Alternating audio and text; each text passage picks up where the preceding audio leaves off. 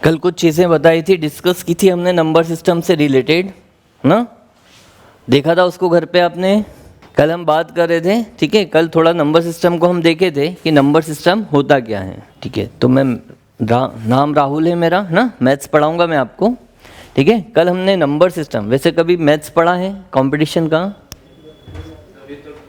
अभी तक नहीं पढ़ा है, ठीक है। अभी हम कुछ बातें डिस्कस कर रहे हैं रिगार्डिंग अपना विभाजिता के नियम ना, रूल्स ऑफ डिवाइडेशन। कि पर्टिकुलर कोई संख्या, जैसे अगर मैं आपसे पूछूं कि कोई संख्या 2 से किस कंडीशन में कटेगी, ठीक है, तो उसका नियम आपको पता होना चाहिए कि कंडीशन क्या क्या बनती है किसी नंबर से काटने के लिए, ठीक है। हर पर्टिकुलर नंबर की कुछ अलग अलग कंडीशंस होती हैं, ठीक है। जैसे 2 की कंडीशन क्या है कि जब इकाई अंक पर एक सम संख्या हो। मान लीजिए एक नंबर लिखा मैंने 234, ठीक है, इसमें इकाई का अंक कितना है आपका 4, ठीक है, और 4 क्या है, एक सम संख्या है, इवन नंबर है। तो अगर इकाई का अंक एक सम संख्या होगा तो ये पूरी संख्या किससे विभाजित हो जाएगी, कट जाएगी, 2 से कट जाएगी, ठीक है। ऐसे ही कल हम डिस्कस किए थे 3 के लिए। 3 का रूल क्या कहता है कि अगर अंकों का टोटल 3 से कटता है, जैसे अंकों का टोटल किया मैंने 2 और 3 5 और 4 9, ठीक है, टोटल कितनी बनी 9। तो अगर संख्या के अंकों का टोटल 3 से कटता है तो हम समझ जाएंगे कि पूरी संख्या 3 से कट जाएगी, ठीक है। ऐसे ही 4 का नियम है। 4 का नियम कहता है कि अगर अंतिम 2 अंक मिलकर 4 से कटते हैं, जैसे यहाँ अंतिम 2 अंक मिलाकर क्या बन रहा है 24 बन रहा है, तो अगर अंतिम 2 अंक 4 से कट जाते हैं तो हम समझ जाएंगे कि पूरी संख्या 4 से कट जाएगी, ठीक है। फिर 5 का रूल क्या कहता है कि अगर संख्या का अंतिम अंक 0 हो या 5 हो, ठीक है, तो वो पूरी संख्या किससे कट जाएगी, 5 से कट जाएगी, ठीक है। अब हम डिस्कस करने वाले हैं 6 के लिए, ठीक है। 6 के लिए क्या रूल कहता है, तो ध्यान से समझिएगा। 6 का अगर मैं प्राइम फैक्टराइजेशन करता हूँ तो क्या मिलेगा मुझे, इसके प्राइम फैक्टर्स क्या क्या मिलेंगे, गुणनखंड क्या मिलेंगे, 2 और 3, ठीक है। तो अगर पर्टिकुलर कोई संख्या 2 से भी कट रही हो और 3 से भी कट रही हो, 2 से भी कटे और 3 से भी कटे, तो वो संख्या किससे कट जाएगी, 6 से कट जाएगी। आई बात समझ में। जैसे एक नंबर लेता हूँ मैं 234, ठीक है। अब 234 में यहाँ इकाई का अंक एक सम संख्या है, तो ये किससे कट रही है, 2 से कट रही है। अंकों की टोटल करके देखी मैंने तो 2 और 3 5 और 4 9 बना, तो ये संख्या 3 से भी कट रही है। टोटल 9 से 3 से कट रहा है, मतलब संख्या पूरी 3 से कट जाएगी। तो अगर ये 2 से भी कटे और 3 से भी कटे तो ये संख्या किससे कट जाएगी, 6 से कट जाएगी।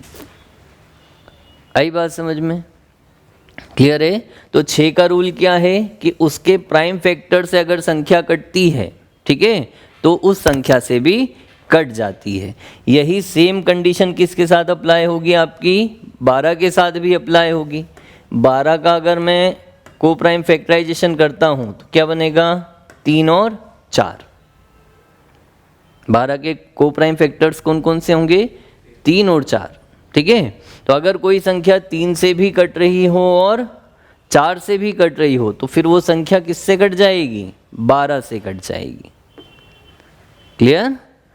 ऐसे ही 15 का बनेगा। अब 15 का पूछूं तो आप बोलोगे कि सर अगर 3 से भी कटे और 5 से भी कटे तो वो संख्या किससे कट जाएगी, 15 से कट जाएगी, है ना। 18 का पूछूं तो आप बोलोगे सर कोई संख्या अगर 2 से भी कटे और 9 से भी कटे तो वो संख्या किससे कट जाएगी, 18 से कट जाएगी, ठीक है। लेकिन 18 के लिए 15 के लिए काटने का एक और नियम फॉलो करना पड़ेगा, और वो नियम क्या है कि हमें इनका पहाड़ा याद होना चाहिए। हम कोई संख्या को 18 से कब काट पाएंगे, जब अपने को 18 का टेबल याद होगा, है ना। ऐसे ही अगर मैं 21 से कह देता हूँ तो आप बोलोगे कि सर 3 से कटे और 7 से कटे, 3 और 7 से कटेगी तो संख्या किससे कट जाएगी, 21 से। ध्यान रखिएगा, इस पर बेस्ड एक न एक क्वेश्चन आपको एग्जाम में मिलेगा ही मिलेगा, ठीक है। वो आपको 4 ऑप्शन देगा, 4 ऑप्शन में से पूछ लेगा कि बताओ इनमें से कौन सी संख्या किससे विभाजित होगी, 24 से। ठीक है, 4 ऑप्शन दिए और पूछेगा कि 24 से विभाजित होने वाली संख्या बताओ। ठीक है, तो अगर 24 का पहाड़ा नहीं आता है तो आप क्या करोगे, आप सोचोगे कि 3 से भी कटे और 8 से भी कटे। ठीक है, तो सबसे पहले आप क्या करोगे, वो चारों ऑप्शन के जो संख्याएं हैं उनके डिजिट का सम करके देखोगे, है ना। अगर डिजिट का सम किससे कटेगा, 3 से, तो इसका मतलब संख्या 3 से कटने वाली होगी। हम क्या करते हैं, हम ऑप्शन को एलिमिनेट करते हैं। अभी मैं अपन जब क्वेश्चंस की प्रैक्टिस करेंगे तब मैं आपको सिखाऊंगा। ठीक है, आपको क्या करना होता है, आपको ऑप्शंस को एलिमिनेट करना है। एलिमिनेट करना मतलब हटाना है। ठीक है, ये देखना कि कौन सा हो सकता है, इससे बेहतर होता है कि ये देख लें कि कौन सा नहीं हो सकता। ठीक है, तो जिसका डिजिट सम 3 से नहीं कट रहा है वो मेरा आंसर होगा क्या, नहीं होगा, नहीं होगा ना। फिर जिसके अंतिम 3 अंक मिलके 8 से नहीं कट रहे हैं वो भी मेरा आंसर नहीं होगा, क्योंकि 8 का विभाजिता नियम क्या कहता है, लास्ट के 3 डिजिट मिलकर किससे कटें, 8 से कटें। तो मैं पूरी संख्या में 24 से भाग देने के बदले क्या करूंगा, अंतिम 3 डिजिट्स में 8 से भाग देकर देख लूंगा कि किसके अंतिम 3 डिजिट 8 से कट रहे हैं। क्योंकि अगर संख्या 8 से नहीं कट पाई तो वो कभी भी 24 से नहीं कट पाएगी। आई बात समझ में। तो ये विभाजिता के नियम से एक न एक सवाल आपका बनेगा ही बनेगा। ठीक है, वो ऐसा पूछ सकता है, वो किसी का भी पूछ सकता है। उसने 72 का पूछ लिया कि बताओ इनमें से कौन सी संख्या है जो 72 से डिविजिबल है, तो अब 72 का टेबल तो याद नहीं है ना, वो प्रैक्टिकली पॉसिबल भी नहीं है कि अपन चारों ऑप्शन को 72 से काट काट के देखें। तो अपने को नियम पता होना चाहिए कि अगर कोई संख्या 72 से कट रही है तो वो 8 से भी कटेगी और 9 से भी कटेगी, तब जाकर वो 72 से कटेगी ना। तो या तो संख्याओं में या ऑप्शंस में 8 का रूल लगा दें या ऑप्शंस में 9 का रूल लगा दें। अगर 2 ऑप्शन ऐसे मिल रहे हैं जिनमें 8 का रूल लग रहा है या 2 ऑप्शन ऐसे मिल रहे हैं जिनमें 9 का रूल लग रहा है, तो फिर 8 का भी लगा दें और 9 का भी लगा दें, क्योंकि ऑप्शन, चारों ऑप्शन में आंसर तो एक ही होगा और आंसर वही होगा जो 8 से भी कटेगा और 9 से भी कटेगा। ठीक है, तो इसीलिए हमको ये रूल्स अच्छे से पढ़ना है ना। इस पर लिख कर, मतलब कहीं पर भी मैं लिख कर दे दूंगा कोरे कागज पर कि एक न एक क्वेश्चन पूछा ही पूछा जाता है। ठीक है, अब वो डायरेक्ट पूछ लेता है या फिर हिडन फॉर्म में पूछ लेता है, क्योंकि LCM SCF में भी आपके विभाजिता के नियम ही काम देते हैं। ठीक है, चलिए, तो ये समझ में आए। ऐसे आप बहुत सारे निकाल सकते हो। बहुत सारे कैसे निकाल सकते हो कि मैंने 45 का पूछा, अब मैं सबके लिखा तो सकता नहीं, है ना। 45 का पूछा तो आपको दिमाग लगाना है कि सर 5 से कटे और 9 से कटे। अगर 5 और 9 से कट रही है तो वो 45 से कट जाएगी। मैंने आपसे कहा कि 99 का बताओ, तो आप क्या बोलोगे कि सर 11 से कटे और 9 से कटे। हमें इसको ब्रेक करना है। ठीक है, और ऐसा ब्रेक करना है कि ये जो फैक्टर बने ये कैसे बने, को प्राइम। को प्राइम फैक्टर समझते हो क्या होता है, कभी नाम सुना, सहअभाज्य। क्या होते हैं ये, जिनका HCF 1 होता है, जिनका हाईएस्ट कॉमन फैक्टर क्या होता है, 1। मतलब ये दोनों संख्याएं 1 के अलावा किसी टेबल में साथ में नहीं आनी चाहिए। ठीक है, जैसे सारे आप देखिए ये 3 और 4, ये भी क्या है, को प्राइम फैक्टर्स हैं। ये 1 के अलावा किसी टेबल में साथ में आएंगे क्या, नहीं आएंगे ना। जैसे अगर मैं 4 और 6 की बात करता हूं तो क्या 4 और 6 को प्राइम है, नहीं। ये एक साथ दोनों किसके टेबल में आ जाते हैं, 2 के टेबल में, तो ये को प्राइम नहीं है ना। 3 और 12 को प्राइम है क्या, नहीं है, क्योंकि 3 और 12 एक साथ 3 के टेबल में आ जाते हैं। ठीक है, तो को प्राइम नंबर्स क्या होते हैं, जो सिर्फ और सिर्फ किसके टेबल में आते हों, एक साथ 1 के, इसके अलावा किसी के टेबल में एक साथ न आते हों। ठीक है, तो आपको बस क्या करना है, कोई भी बड़ा नंबर पूछ ले, ठीक है, आप बस ये दिमाग लगाइएगा कि इसके को प्राइम फैक्टर्स कौन कौन से हैं, ठीक है, उनका रूल्स अपने को अप्लाई करना है। आई बात समझ में, ठीक है। तो 6, 12, 15 ये सब किस पे बेस्ड हैं, इनके को प्राइम फैक्टराइजेशन पर बेस्ड है, ठीक है। फिर आता है 7। तो 7 का रूल थोड़ा सा कॉम्प्लिकेटेड है और वो लगाने से बेहतर है कि हम क्या करें, 7 को 7 से काट कर ही देख लें। 7 का रूल क्या कहता है समझिएगा, कि कोई संख्या 7 से तब कटेगी जब उसका अंतिम अंक छोड़ देने पर, जैसे अंतिम अंक क्या है इसका 3, ठीक है। अगर मैं 3 को छोड़ देता हूँ तो बाकी क्या बचा 34, क्या बचा 34। तो किसी संख्या का अंतिम अंक छोड़ देने पर शेष बची संख्या में से उस छोड़ी गई संख्या का दुगना घटाने पर, 3 का डबल कितना होगा 6, दुगना घटाने पर प्राप्त संख्या अगर 7 से कटती है तो हम समझ जाएंगे कि पूरी संख्या 7 से कट जाएगी, कितना भी बड़ा हो। अब देखो, अगर 5 डिजिट का कोई नंबर मिल गया, इतनी सब मगजमारी करके मैं उसकी कितनी डिजिट कम कर पाया, 1 डिजिट, फिर भी मुझे 4 डिजिट में भाग तो देना ही पड़ेगा, 7 से देना पड़ेगा ना।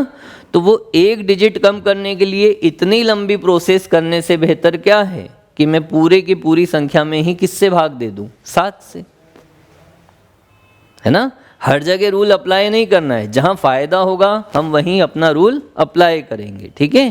तो ये क्या है 7 का नियम, वापस से सुनिए।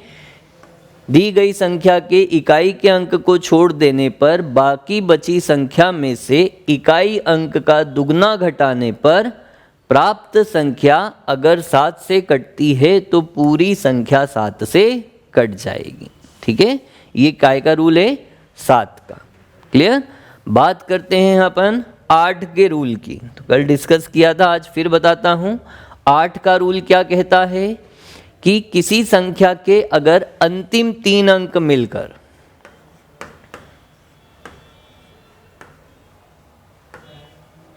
किसी संख्या के अगर अंतिम 3 अंक मिलकर 8 से कटते हैं तो वो पूरी संख्या 8 से कट जाएगी। अब अंतिम 3 अंक मिलकर क्या बना, 328 बना ना। हम इस पूरे में 8 से भाग देने के बदले क्या करेंगे कि अंतिम 3 अंक में 8 से भाग दे देंगे। अगर अंतिम 3 अंक मिलकर 8 से कट गए तो हम समझ जाएंगे कि ये पूरी संख्या किससे कट जाएगी, 8 से कट जाएगी। देखें इधर, तो 8 चौक 32, 8 एकम 8 कट गई। इसका मतलब ये पूरा नंबर किससे डिविजिबल है, 8 से डिविजिबल है, क्लियर। अब ये अंतिम 3 अंक मिलकर 8 से कट जाएं या इसके अंतिम 3 अंक क्या हों, 0, क्योंकि 0 एक ऐसा नंबर है जो हर संख्या से डिविजिबल होता है, ठीक है। तो अगर अंतिम 3 अंक 0 हैं तब भी वो किससे कटने वाले होंगे, 8 से, है ना। तो या तो संख्या के अंतिम 3 अंक 0 हों या संख्या के अंतिम 3 अंक मिलकर 8 से कटने वाले हों, ठीक है। तो इस तरह पूरी संख्या किससे कट जाएगी, 8 से कट जाएगी। आई बात समझ में। फिर 9 का रूल क्या कहता है, जैसा 3 का कह रहा था, 3 का क्या कह रहा था कि अंकों का टोटल 3 से कटे, वैसे ही 9 का रूल क्या कहता है कि अंकों का टोटल 9 से कट जाए। जैसे एक संख्या है 342, ठीक है, ये मुझे पता करना है कि ये 9 से कटेगी या नहीं कटेगी, ठीक है। तो क्या करूँगा, अंकों की टोटल लगाऊंगा, है ना, और अंकों की टोटल लगाकर देख रहा हूं तो कितना बन रहा है, 9 बन रहा है। 4 और 3 7 और 2 9, 9 से कट जाता है। इसका मतलब ये पूरी संख्या किससे कट जाएगी, 9 से कट जाएगी। आई बात समझ में, क्लियर। 10 का रूल क्या कहता है कि जो यूनिट डिजिट हो, यूनिट डिजिट क्या होना चाहिए आपकी, 0 होना चाहिए। अगर किसी संख्या का यूनिट डिजिट 0 है तो वो संख्या किससे कट जाएगी, 10 से। ये 10 पे क्या होता है, जब भी हम भाग देते हैं तो बस ये 0 से ये 0 काट देते हैं, इसके अलावा कुछ नया तो करते नहीं हैं, ठीक है। अब सबसे IMP है आपका 11 का रूल, ठीक है। 11 का रूल समझिएगा, 11 का रूल बहुत बार एग्जाम में पूछा गया है। वो एग्जाम में एग्जैक्ट 11 ना पूछ कर क्या पूछ लेता है, 33 से कब कटेगी, 44 से कब कटेगी, ठीक है, 55 से कब कटेगी, 88 से कब कटेगी। तो ये सब में क्या छुपा हुआ है, 11 छुपा है ना। जैसे यहाँ पर 33 है तो आप बोलोगे कि सर 11 और 3 से कटे। यहाँ 44 है तो आप बोलोगे सर 11 और 4 से कटे। यहाँ 88 है तो आप बोलोगे सर 11 और 8 से कटे। तो सबके लिए कॉमन कौन आ रहा है यहाँ, 11। और इस तरह की डिजिट बहुत बार एग्जाम में पूछी गई है, ठीक है। तो 11 का रूल समझना कि 11 का रूल ऐसा है कि अगर अल्टरनेट डिजिट का सम, अल्टरनेट का मतलब समझते हो, एक छोड़कर एक, ठीक है। जैसे मैंने एक संख्या लिखी 3487, ठीक है। अगर मैं अल्टरनेट डिजिट का सम करूं तो ये हो जाएगा 8 और 3 11, और ये हो जाएगा 4 और 7 11, है ना। एक डिजिट छोड़कर एक डिजिट का योग। अगर एक डिजिट छोड़कर एक डिजिट का योग बराबर आता है, जैसे इधर भी टोटल कितनी आई, 11 आई, यहाँ पर इनकी टोटल भी कितनी आई, 11 आई। तो अगर अल्टरनेट डिजिट का सम इक्वल आता है तो आप समझ जाना कि वो संख्या किससे कटने वाली है, 11 से कटने वाली। आई बात समझ में। या इसका दूसरा नियम कहता है कि अगर अल्टरनेट डिजिट के सम का डिफरेंस, मैंने अल्टरनेट डिजिट का सम करा, फिर मैंने क्या किया, उनका डिफरेंस निकाला, ठीक है। अगर अल्टरनेट डिजिट के सम का डिफरेंस 11 से कटता है तब भी संख्या किससे कट जाएगी, 11 से, ठीक है। वो यही बात हुई, जैसे यहाँ 11 आया, यहाँ भी 11 आया, अल्टरनेट डिजिट का सम कितना आया, 11। अब ये 11 और ये 11 में डिफरेंस कितना है, 0, 0 का डिफरेंस है। और 0 किससे कट जाएगा, 11 से, क्योंकि अभी मैंने बताया कि 0 जो ऐसी संख्या है जो हर संख्या से कट जाती है। अगर ऐसा नंबर न देकर उसने मुझे कुछ ऐसा नंबर दिया होता कि 9 1 5 2, अब अगर मैं अल्टरनेट डिजिट का सम करता हूं तो 9 और 5 14, इधर 1 और 2 3।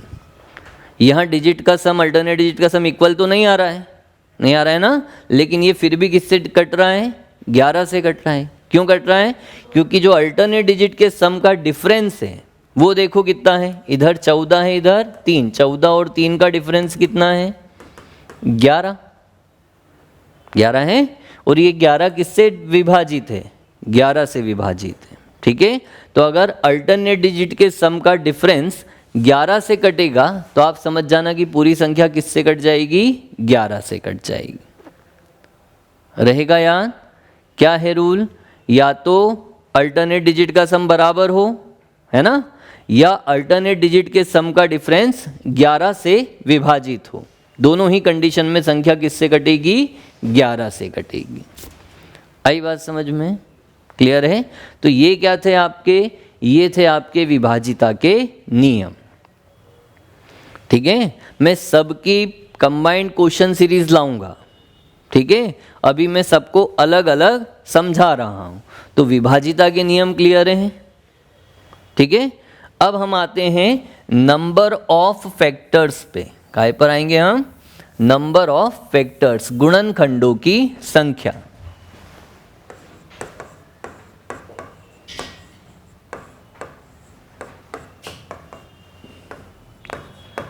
या कह सकते हैं नंबर ऑफ फैक्टर्स।